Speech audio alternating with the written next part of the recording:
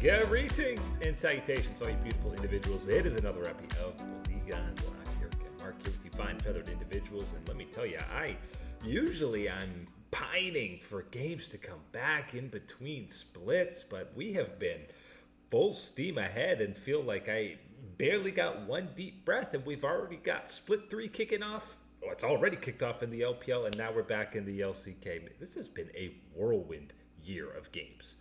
Regardless of whether you've been invested in the EWC or not, if you're just going even straight from the MSI event that we had, the best of 5 bonanza that it was, you're still kind of going, okay, now it's maybe time to start getting into games. I've had a little bit of a breather, whatever, but it hasn't felt like it has been so long.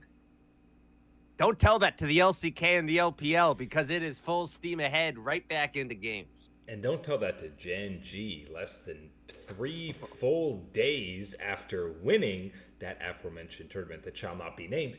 They're back in the LCK for opening day kickoff. They've got to have looked at that schedule and said, really LCK? You couldn't have thrown any of the other squads in there? We have to already get back. I didn't see any actual confirmation from the team, but people were saying they got there the day they were playing. They arrived still full on jet lag, get on the Rift, and how do they then proceed to 2-0 Hanwha Life, Mark?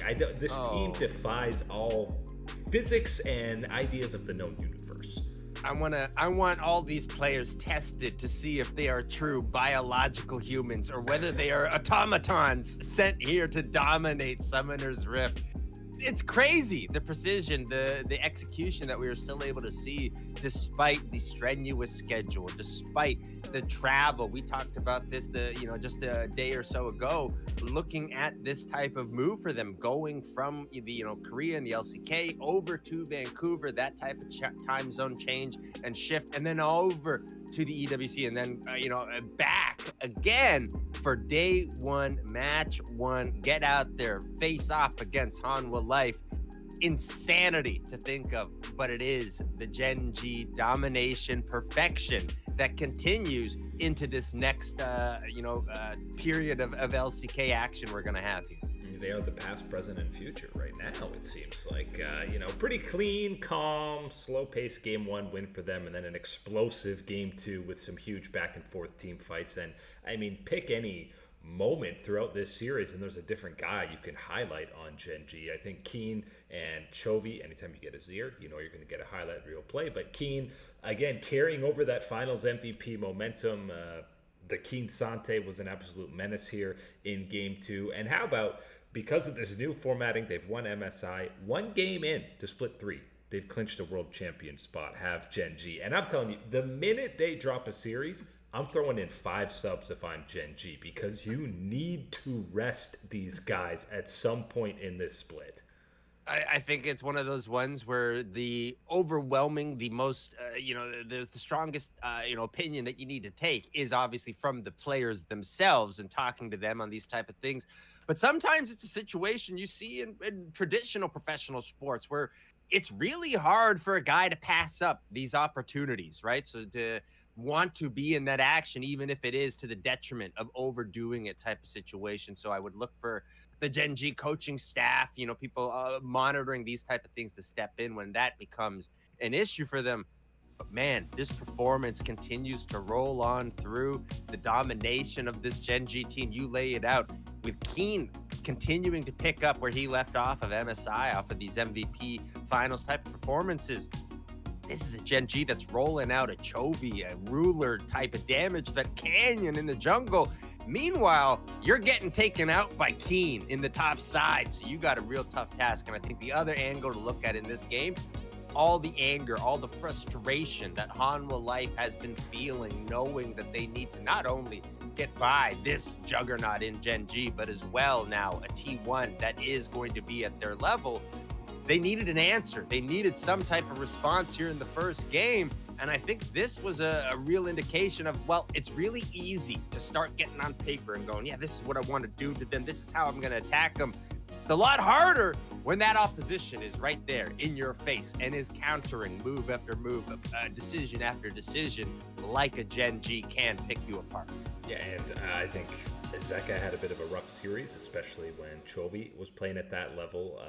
The level he has been for like 3 months now at this point. But yeah, I mean, depending on what you're counting, it's 27 series in a row now for GenG. And obviously, you can't sub out these guys when they have this record streak going on. But I would be surprised if there isn't at least like a 2-week stretch where you do take some of these starters and at least, give them some break from scrims, give them some breaks from anything actually on stage, because we know this whole season, as dominant as GenG can be, if they don't have a good showing at Worlds, people are going to, say it was all for naught. That is the end goal, and it's at the end of the year when burnout is really going to be pushing in. So I'm avoiding that at all costs if I'm GenG. The value and significance of that strong performance, of that peak in performance, and making sure that you have that reserve tank for that end of the year is absolutely of the utmost importance, I think, for this GenG lineup, and the success that you have already have. That luxury that it provides you is having that opportunity, is having that choice to go through that. So I think that's certainly something that I think a lot of us are going to be pushing for and keeping track of as we look through this new LCK split, which again, as you laid out, already clinching that world spot because of the way it is laid out and formulated, carrying over your result from last time out. And by the way, it still gets crazier for GenG. How about one day off and they get T1 on Friday? It never stops. It never stops for these guys. And again, it'd be one of these ones where you're looking at the way the change of the scheduling works for the LCK and this, spring and summer split, that you'd be asking for that time off, for that breather for these guys. You add in the schedule of MSI and the EWC, you are unquestioned looking for some type of break for these guys before we are starting to ramp up for the World Championship. Down to the Rise group of the LCK. We spent multiple episodes talking about D+. They're going to level up, beat on these lower tier teams, and then be ready to challenge the top. Well, didn't quite start off that way, as they have a nice looking game 1 against the Bros, and then proceed to have some of the messiest League of Legends that you'll see in the LCK. It's wild that GenG Hanwha series and D+ Bro are even in the same region. Do you if you're a showmaker, do you ask for the incentive of, let me go out for the birthday dinner after the series, right? Because then you can use it as that extra motivation push to have an extra celebration, but you run that risk of the disappointment, and that disappointment was felt today for Showmaker on his special day, the birthday boy, of course. Happy birthday.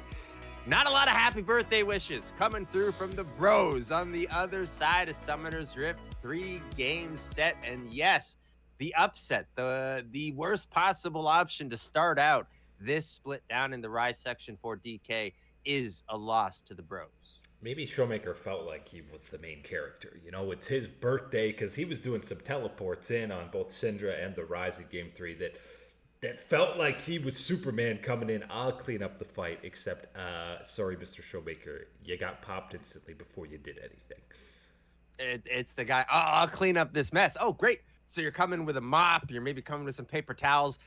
He's taking his shirt off, and he's just using that, and it's not the right material to soak it's the athleisure. It doesn't even absorb it. Yeah. Not good. Not good.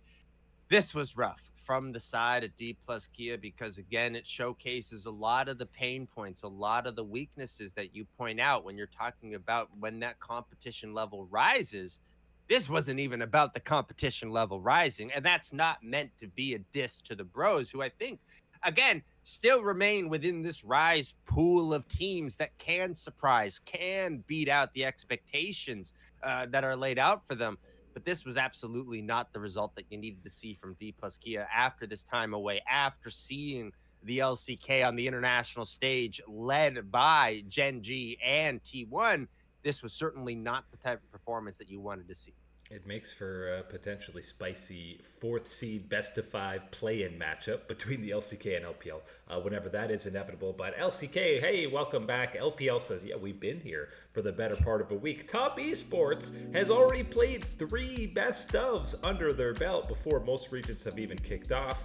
You saw Ruler earlier get a nice little pentakill on the Corki. That's nice. But how about Kanavi getting one on the Trundle in the jungle?